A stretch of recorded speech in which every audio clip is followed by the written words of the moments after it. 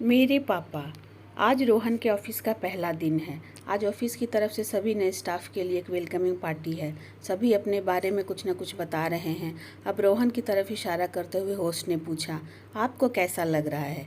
रोहन ने ऊपर की तरफ देखते हुए पूछा, क्यों, कैसा लग रहा है? सभी चौंक कर ऊपर की तरफ देखने लगे। रोहन ने मुस्कुराते हुए बोलना शुरू किया, मेरा नाम रोहन है और अब हम सब साथ काम करेंगे, इसलिए मैं आपको अपने जीवन के हीरो से मिलाना चाहूँगा, पर दिखाकर नहीं, सुनाकर।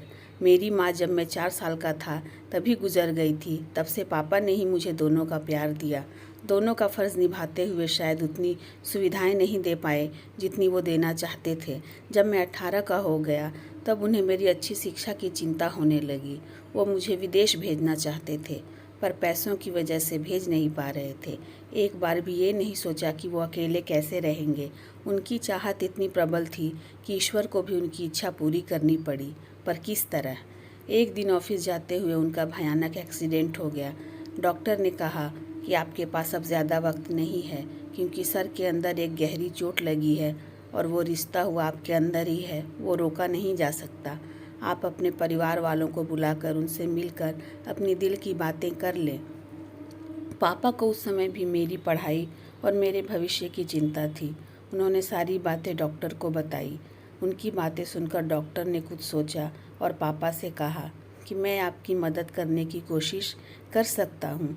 ये तो सच है कि मैं मेडिकली आपकी कोई मदद नहीं कर सकता, लेकिन क्या? जैसे ही डॉक्टर ने कहा, पापा ने पूछा।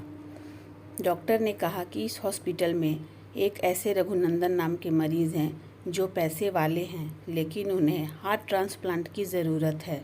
अगर आप उनकी मदद करने के लिए तैयार हो जाते हैं तो वो आपके बेटे की पढ़ाई और उसकी ज़िम्मेदारी लेने के लिए और उठाने को बिल्कुल तैयार हैं। बस इतना सुनना था कि पापा को तो जैसे नई ज़िंदगी मिल गई थी। उन्होंने एक बार भी अपने बारे में नहीं सोचा और खुश होते हुए कहा, इससे ज़्यादा खुशी की बात क्या हो सकती है कि जाते जाते भी मैं किसी के काम आ रहा हूँ। पापा ने फिर मुझे बुलाया और मेरे सर पर हाथ रख कर कहा, तुम खूब पढ़ाई करना और अपना नाम करना। तब भी उन्हें मेरे ही नाम की चिंता थी, अपने नाम की नहीं। उनके इस बलिदान को डॉक्टर ने भी नमन किया और उनके द्वारा दिए गए इस जीवन को मैंने भी उनका आशीर्वाद समझकर स्वीकार किया है। उनके पास कुछ नहीं था, फिर भी वो सबको कुछ न कुछ दे गए।